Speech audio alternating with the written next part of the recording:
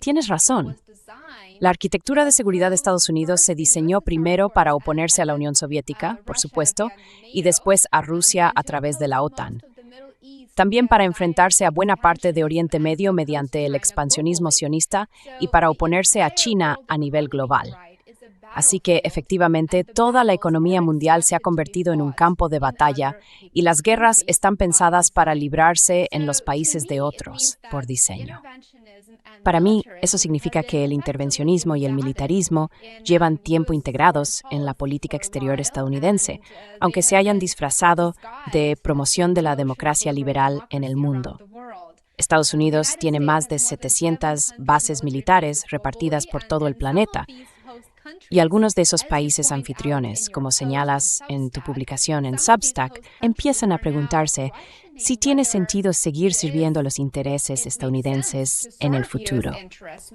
Explícanos cómo las guerras en Ucrania e Irán han transformado realmente la arquitectura de seguridad global y cómo ha cambiado el que Estados Unidos ha desempeñado.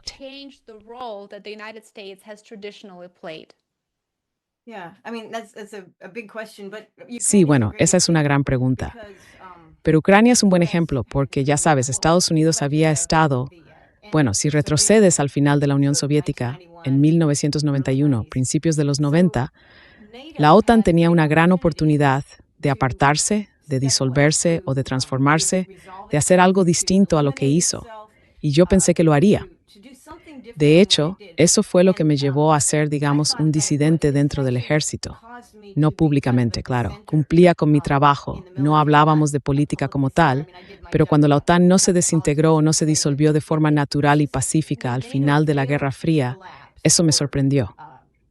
Ahora me parece muy ingenuo haberlo pensado, porque claro, no iba a desaparecer por sí misma. Pero sinceramente creí que lo haría, porque la razón de su existencia, la que había declarado, ya no existía.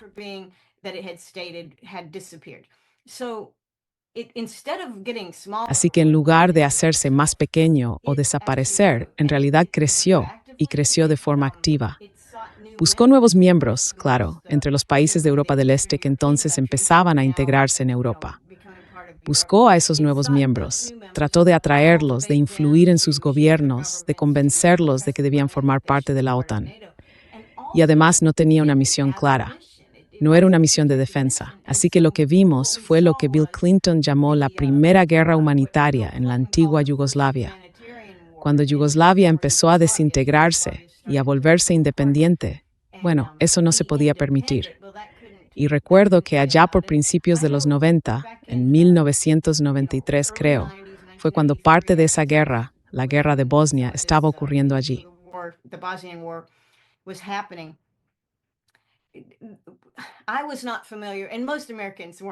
Yo no conocía, y la mayoría de los estadounidenses tampoco, la cultura, los conflictos, la forma en que Tito tenía que gobernar, la manera en que no sabíamos nada sobre Yugoslavia, porque Yugoslavia era comunista, pero no formaba parte del bloque soviético, que era en lo que nosotros estábamos centrados. Así que fue un proceso de mucho aprendizaje y también de mucha confusión. Pero con los años, e incluso en aquel momento, se podía ver dónde se estaban contando mentiras. Se podía ver cómo Estados Unidos y Europa impulsaban propaganda para justificar la intervención de la OTAN y los bombardeos estadounidenses. Y fue, bueno, para empezar, eso de las guerras humanitarias, ¿cómo lo llaman? No es real. No funciona, ¿vale? Ese fue uno de los problemas porque lo proclamaron abiertamente de esa manera.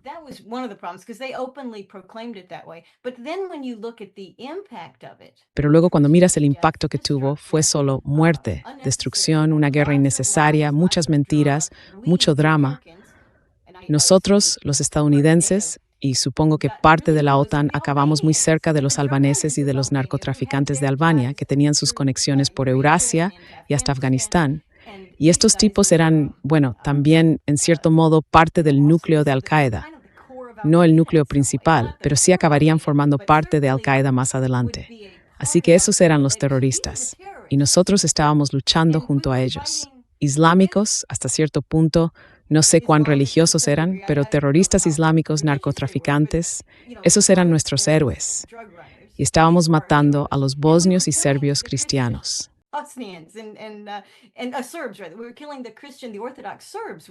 Estábamos matando a los cristianos, a los serbios ortodoxos, que eran el enemigo malvado. Y recuerdo que por entonces estaba haciendo un máster por las noches en una escuela nocturna y tenía que escribir un trabajo. Bueno, no es que tuviera que hacerlo, pero escribí un trabajo sobre una historia de... En fin, fue una masacre. No recuerdo el nombre.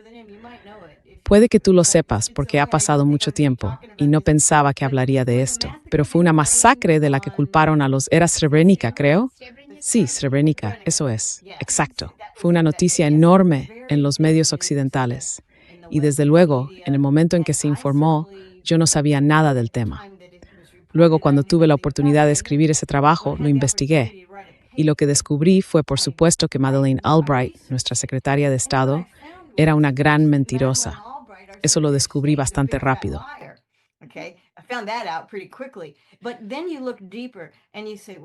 Pero luego miras más a fondo y te preguntas, bueno, ¿cómo pudo pasar algo así? ¿Por qué estábamos haciendo esto? A día de hoy todavía no lo tengo del todo claro. Pero hablando de China, ¿te acuerdas de que atacamos a China? Golpeamos la embajada china. Dijimos que fue un accidente. En fin, de alguna manera, los primeros años 90, finales de los 80, marcan el inicio de nuestra trayectoria moderna de guerras en el extranjero, con los enemigos que mencionabas. Creo que en términos generales, se trata de países a los que nos oponemos, que queremos debilitar, que preferiríamos ver atrapados en conflictos dependientes de nosotros. Ese es, digamos, nuestro tipo de agenda. Y lleva más de 35 años en marcha. Y presidente tras presidente puedes elegir a un republicano o a un demócrata, da igual, todos se han comportado más o menos del mismo modo. La trayectoria no ha cambiado.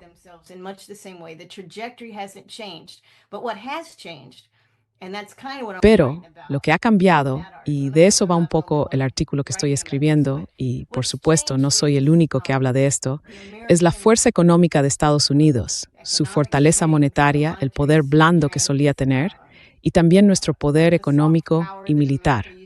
Todo eso era relativamente sólido a finales de los años 80 y principios de los 90. Podíamos imponernos, podíamos decir, bueno, vamos a tener esta gran estrategia nacional y global, vamos a hacer esto, vamos a derrotar a estos adversarios, vamos a luchar contra ellos allí y vamos a colocar 700 bases por todo el mundo o incluso más. En aquel momento podíamos hacerlo. Pero en 35 años nos hemos debilitado en todos y cada uno de esos frentes.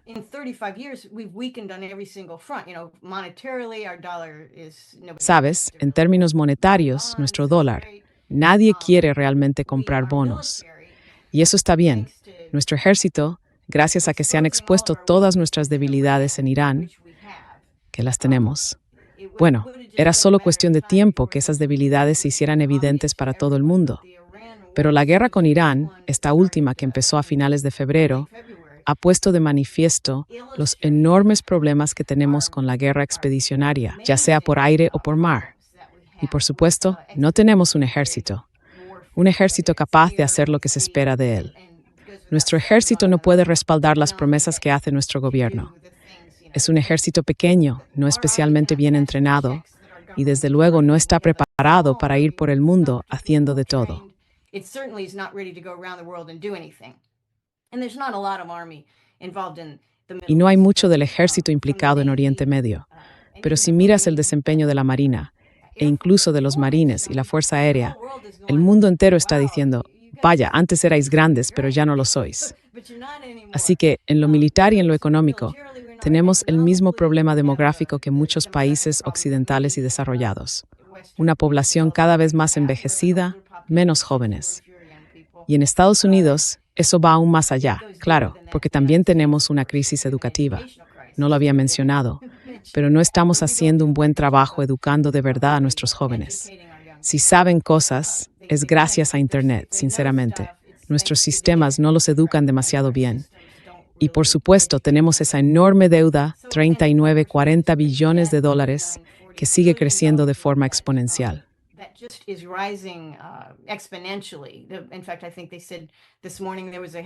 De hecho, creo que esta mañana dijeron en un titular, Trump ha aumentado la deuda. En los últimos años de su presidencia, si sumas lo que hizo en su primer mandato, más que ningún otro, está el número uno.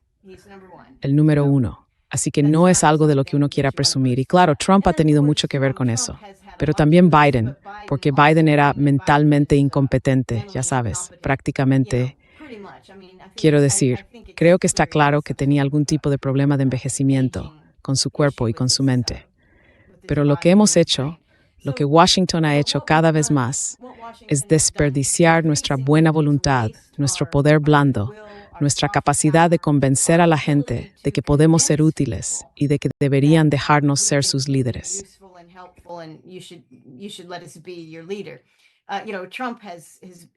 Ya sabes, Trump es famoso, por supuesto, por maltratar a sus aliados y humillar a sus amigos. No sé si él cree que así es como se debe hacer, pero es otro desperdicio más de lo que en su día hizo grande a Estados Unidos. Han pasado 35 años. Nos hemos vuelto más débiles. Pero ¿sabes qué? Todos nuestros objetivos, Rusia, China, el sur global, en cierto modo a través de Rusia y China, siguen ahí. Creo que todavía tenemos esa vieja mentalidad de la Guerra Fría. Y luego está Oriente Medio, con países extremadamente ricos, productores de petróleo. Y también está el Israel sionista, que está en una categoría aparte, muy influyente, por supuesto, en Estados Unidos, en el propio gobierno estadounidense, como vimos en las elecciones del cuarto distrito de Kentucky con Thomas Massie.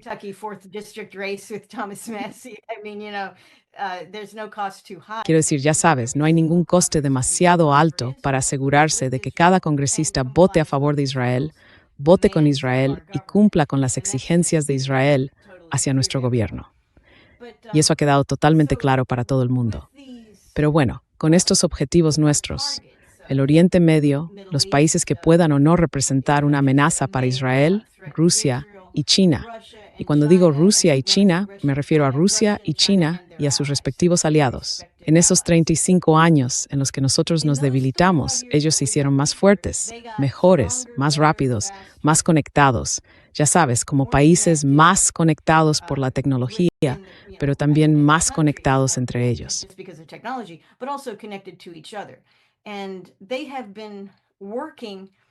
Y han estado trabajando juntos en el mismo entorno que Estados Unidos creó con su arquitectura de seguridad, que en realidad no era para la seguridad, sino para la dominación. Y están observando esto, están siendo afectados por ello, y desde luego Trump otra vez, muy poderoso, con sus aranceles, sus sanciones y sus órdenes sobre quién comercia con quién. Pero en realidad ya nadie le cree.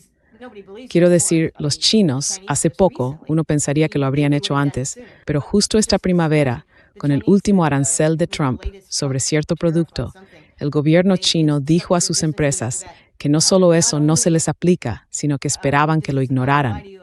Y además, si cumplían con él, serían multadas por el propio gobierno chino.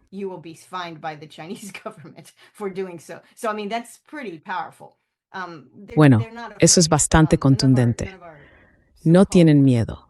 Ninguno de nuestros llamados enemigos globales, con los que llevábamos años trabajando dentro de esa arquitectura de seguridad internacional que creíamos estar dirigiendo, todos ellos se han vuelto más fuertes y más inteligentes. Todos tienen ejércitos mucho mejores. Bueno, digo todos.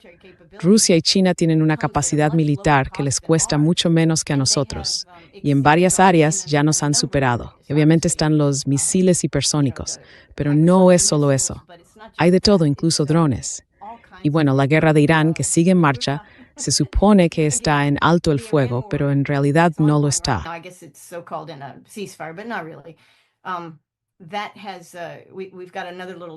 Tenemos otro pequeño detalle. Todo el mundo ha podido ver cómo Estados Unidos copió los drones Shahed de Irán y los volvió a fabricar. Básicamente, hace unos 35 años solíamos decir, y no era una broma, que teníamos el mejor ejército del mundo y que si alguien más tenía algo parecido, era porque nos había robado la tecnología, los planos, nuestras cosas. Pero eso ya no es así. El mundo ha cambiado y en Washington no se han enterado. Están empezando a darse cuenta ahora.